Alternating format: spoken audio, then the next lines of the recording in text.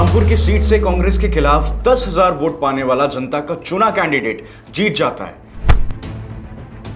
पर जैसे ही ये खबर वायरलेस पर लखनऊ से दिल्ली पहुंचती है तो चाचा नेहरू का तुगलकी फरमान जारी किया जाता है कि अगर मौलाना अबुल कलाम नहीं जीते तो सीएम जी शाम तक अपना इस्तीफा तैयार रखिएगा। चाचा नेहरू ने किसी चीज को चाहा तो लग गई पूरी कायनात उसे पूरा करने में। देश चाहे भाड़ में, नेहरू जी का हुक्म है। स्मृति ईरानी के खास कार्यकर्ता सुरेंद्र सिंह की सरेआम गोली मारकर हत्या कर दी जाती है। जिन लोगों ने बंदूकों की नोक पर चुनाव जीते हैं वो आज ये चीख चीख कर छाती पटक पटक कर रो रहे हैं कि संविधान की हत्या हो रही है, इलेक्शन कमीशन भ्रष्ट है।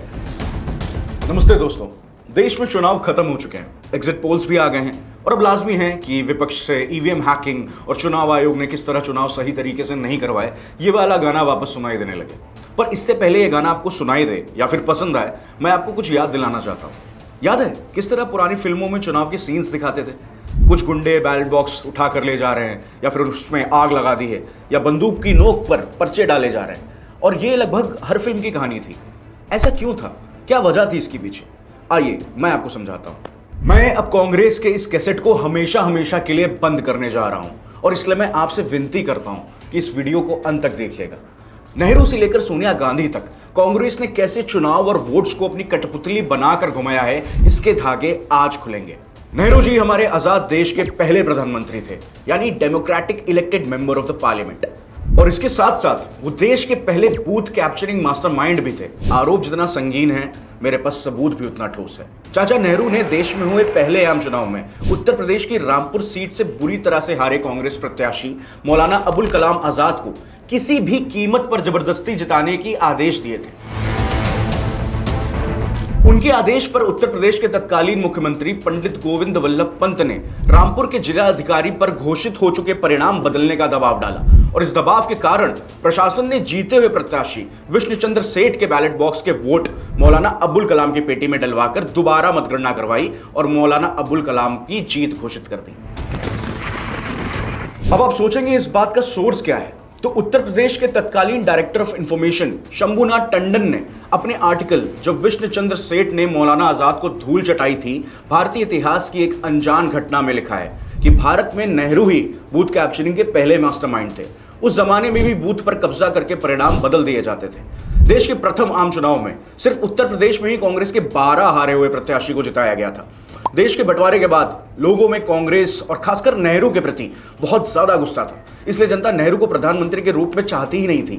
लेकिन चूंकि नेहरू के हाथ में अंतरिम सरकार की कमान थी, इसलिए नेहरू ने पूरी सरकारी मशीनरी का दुरुपयोग कर जीत हासिल कर ली।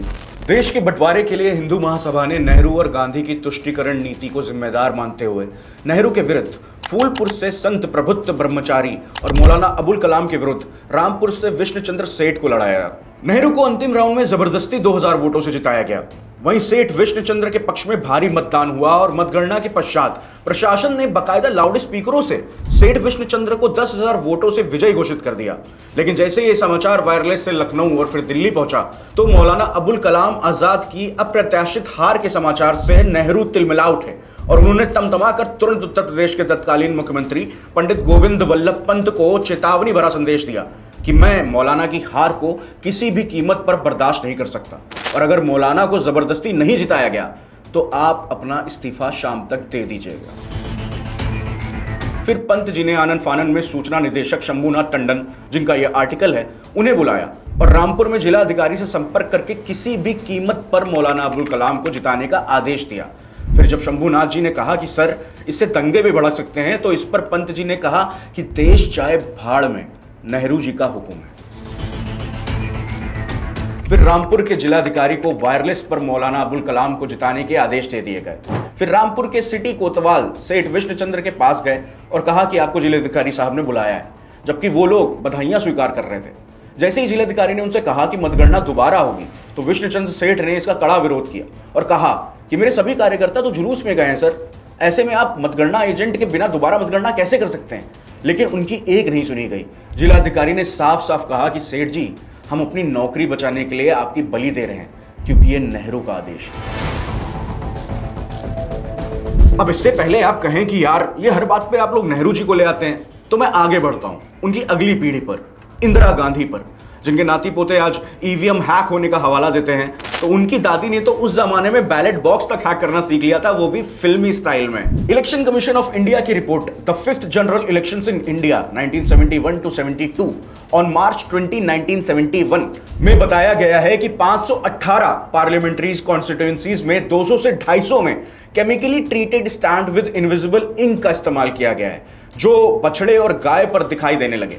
72 घंटों के बाद इंदिरा गांधी के कांग्रेस का प्रतीक चिन्ह दिखने लगा और मतदाताओं द्वारा लगाए गए वास्तविक मोहर को गायब कर दिया गया। मधु जी ने सुप्रीम कोर्ट के समक्ष अपनी याचिका में कहा कि बड़े संख्या में बैलेट पेपर्स का कलर बाकी बैलेट पेपर्स के रंग से अलग था। उन बैलेट पेपर्स में सिंबल्स की स्टैंपिंग एक जैसी थी, उन स्टैम्प्स की डेंसिटी ब्राइट और फ्रेश दिखती थी, और ये फीचर्स काफी अलग थे उन वोट से जो चुनाव में हार गए थे। अब आगे बढ़ते हैं अगली पीढ़ी पर। उनके बेटे राजीव गांधी, जिनके सरकार में मनोहर सिंह गिल यानी MS गिल भारत के इलेक्शन कमिश्नर बने। चुनावी प्रचार के दौरान राजीव गांधी जी की हत्या हो गई, और जब राजीव गांधी की हत्या हुई तब राजीव गांधी प्रधानमंत्री नहीं थे, तो नियम अनुसार सिर्फ अमेठी में मतदान टाल देना चाहिए था। लेकिन गिल जी ने कांग्रेस के नेताओं से विचार विमर्श करके पूरे भारत के ही चुनाव पूरे 25 दिनों से टाल दिए, और राजीव गांधी की कलश यात्रा पूरे भारत में निकाली गई ताकि एक सहानुभूति की लहर पैदा हो सके। और MS गिल की इस दलाली का इनाम कांग्रेस ने उन्हें तुरंत दिया, उन्हें राज्यसभा भेजकर अगले 10 सालों तक, जिसमें वो केंद्र के मंत्री बने रहे। दिलचस्प बात यह है कि राजीव गांधी पहले चरण में बुरी तरह से चुनाव हार रहे थे, और इस हथकंडे ने उन्हें भारी मतों से जिताया। तो क्या ये चुनाव आयोग का गलत इस्तेमाल नहीं है? इसके बाद उनकी पत्नी सोनिया गांधी नवीन चावला को 2005 में इलेक्शन कमिश्नर और 2009 में चीफ इलेक्शन कमिश्नर बनाती हैं। कौन है नवीन चावला? नवीन चावला इंदिरा गांधी के बहुत खास थे, और उन पे ऐसे संगीन आरोप हैं जिसे सुनकर आप भी चौंक जाएंगे। नवीन चावला को जयपुर डेवलपमेंट अथॉरिटी द्वारा बहुत कम दर पर 6 एकड़ का प्लॉट अलॉट किया गया, पर कंस्ट्रक्शन के लिए 2 कांग्रेस सांसदों ने अपने लोकल एरिया डेवलपमेंट फंड से पैसे डोनेट किए। चावला जी को जसोला में भी जमीन मिली, जिसकी डोनेशन 3 कांग्रेस MP से आई थी। चावला जी की धर्मपत्नी एक ट्रस्ट चलाती हैं जिसकी फंडिंग कांग्रेस द्वारा की जाती है। इतने सारे आरोपों के बावजूद उन्हें उस पैनल का हिस्सा बनाया गया जो बीजेपी की मान्यता रद्द करने के लिए बनाई गई थी। सुनवाई के दौरान वो टॉयलेट के लिए जाते थे, और 5 मिनट बाद कांग्रेस नेता चुनाव आयोग के अन्य सदस्यों को भाजपा के खिलाफ कार्रवाई करने के लिए बुलवा लेते थे। सोचिए, कांग्रेस और सोनिया गांधी ऐसे आदमी को इलेक्शन कमिश्नर बनाती हैं, और वो देश के 2 बड़े चुनावों का आयोजन भी करता है, पर कोई भी मीडिया न्यूज चैनल इसे डेथ ऑफ डेमोक्रेसी नहीं कहता।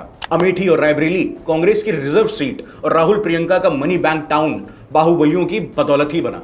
स्मृति ईरानी जब इस सीट से चुनाव के लिए खड़ी हुई तो उन पर काफी हमले हुए, यहां तक कि उनके खास कार्यकर्ता सुरेंद्र सिंह की सरेआम गोली मारकर हत्या कर दी गई। अब जाहिर सी बात है, जिसने देश के संसाधनों का इतने साल गलत इस्तेमाल किया हो, तो वो हमेशा इसी चश्मे से देखेगा कि कोई भी इनका इस्तेमाल हमारी तरह ही गलत ही करेगा, सही नहीं करेगा। पर अब ये सोच, ये धारणा बदलनी पड़ेगी। धन्यवाद।